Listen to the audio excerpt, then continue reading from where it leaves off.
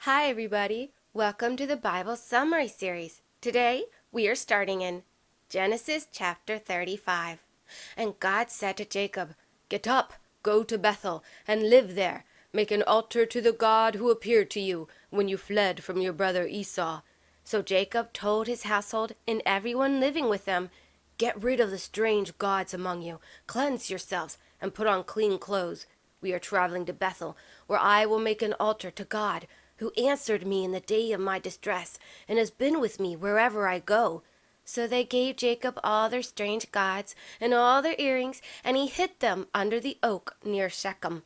As they traveled, the terror of God fell on the cities all around them, so they didn't chase after the sons of Jacob. Finally, Jacob arrived at Luz, also called Bethel, in the land of Canaan. There he built an altar and called the place El Bethel, because God had appeared to him there when he was fleeing from his brother Esau.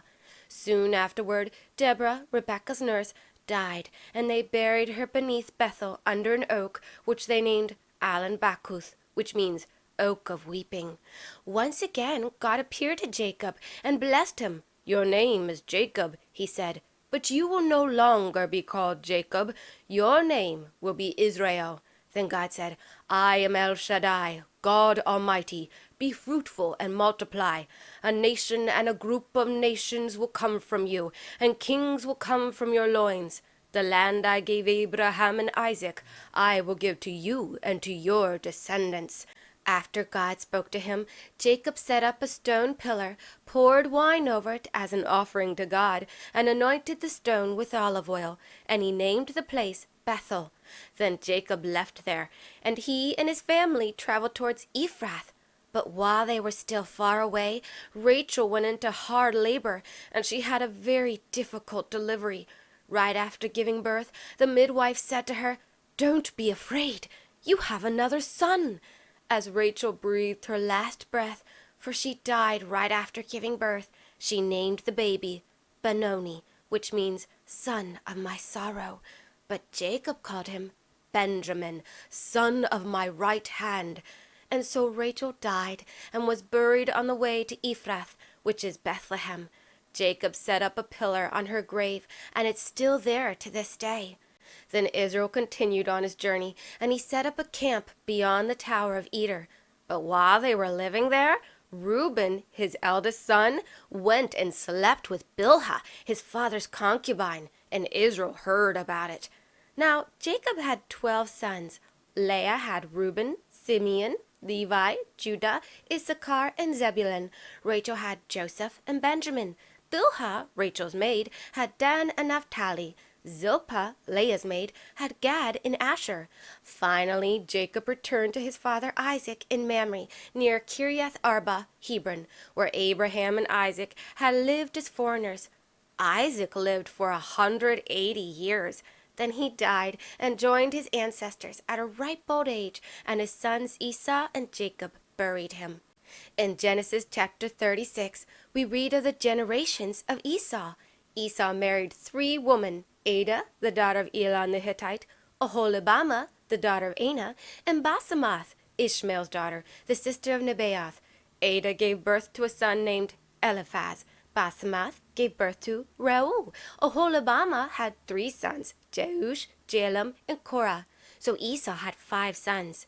Eventually, Esau had to take his wives, his sons, his daughters, and all of his servants, along with his cattle and all the wealth he had gained in the land of Canaan, and move away from his brother Jacob, because their riches were too great, and the land couldn't support all their flocks together. So Esau, also known as Edom, settled in the hill country of Seir. Esau lived there, and he became the father of many leaders. Numerous dukes came from Esau's bloodline, along with many princes and kings who reigned in the land of Edom before there reigned any kings over the children of Israel. In Genesis chapter 36, Jacob stayed and lived in the land of Canaan, just like his father Isaac and grandfather Abraham had. And this is the story of Jacob and his family. When Joseph was 17 years old, he was taking care of the flock with his half-brothers, Dan, Naphtali, Gad, and Asher, the sons of Bilhah and Zilpah. And Joseph brought back a bad report about them to his father. Now Israel, formerly called Jacob, loved Joseph more than all his children, because he was the son of his old age, and he made him a coat of many colors. When his brothers saw that their father loved Joseph more than the rest of them, they hated him and couldn't speak a kind word to him. One night Joseph had a dream, and he shared it with his brothers, and the dream made them hate him even more. "Listen to this dream I had," he said. "We were binding sheaves in the field, and my sheaf arose and stood straight up, while your sheaves gathered around mine and bowed down to my sheaf." Hearing his words, his brothers snarled at him. "Are you going to reign over us? Do you really think you'll actually rule over us?" And they hated him even more because of his dream and his words. But Joseph had another dream, which he also shared. "Look," he said, "I've had another dream, and this time the sun, the moon, and the 11 stars were bowing down to me." When he told his father as well as his brothers, his father rebuked him and said, "What kind of dream is that?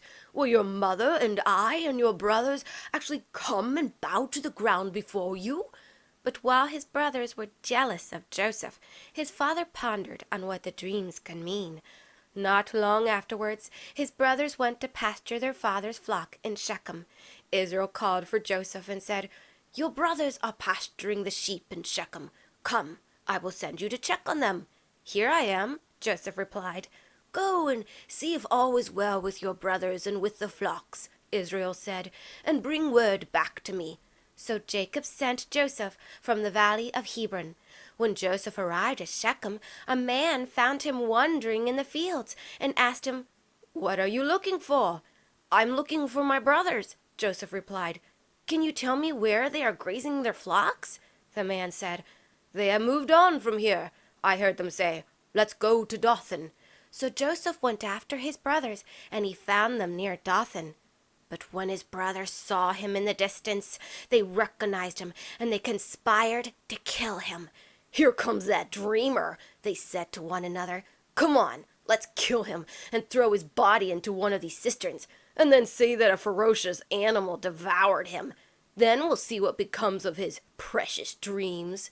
But Reuben overheard them, and he tried to save Joseph by saying, "Let's not kill him.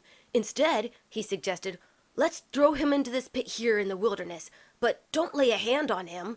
For Reuben's plan was to secretly come back and free Joseph and return him safely to his father. When Joseph arrived, his brothers grabbed him, stripped him of his coat of many colors, and violently threw him into an empty pit without water. Then they sat down to eat their bread. While they ate, they looked up and saw a caravan of Ishmaelites with camels, carrying spices, balm, and myrrh, coming from Gilead and traveling down to Egypt. "What will we gain by killing our brother?" Judah said to his brothers. "Then we'll have to cover our crime. Instead, let's sell him to the Ishmaelites, so we don't have to kill him. After all, he is our brother, our own flesh and blood." And Judah's brothers agreed with this suggestion. So when the Ishmaelites, who were Midianite traders, came by, the brothers pulled Joseph out of the pit and sold him to the Ishmaelites for 20 pieces of silver, and the merchants took Joseph to Egypt. When Reuben returned to the pit and saw that Joseph wasn't in it, he tore his clothes in distress. Then he went back to his brothers and cried, "The boy isn't there, and where shall I go to hide from my father?" Then they took Joseph's coat, killed a kid goat, and dipped the coat in its blood. They sent the beautiful robe to their father, saying, "We found this coat. Do you recognize it? Is it your son's coat?"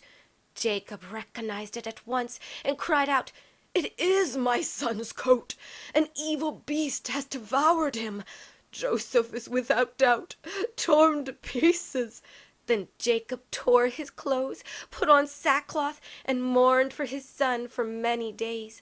All his sons and daughters tried to comfort him, but he refused to be comforted and said, "I will go down to the grave, mourning for my son." Thus Jacob wept for him. Meanwhile, the Midianite traders traveled to Egypt, and when they arrived, they sold Joseph to Potiphar, an officer of Pharaoh's and his captain of the guard.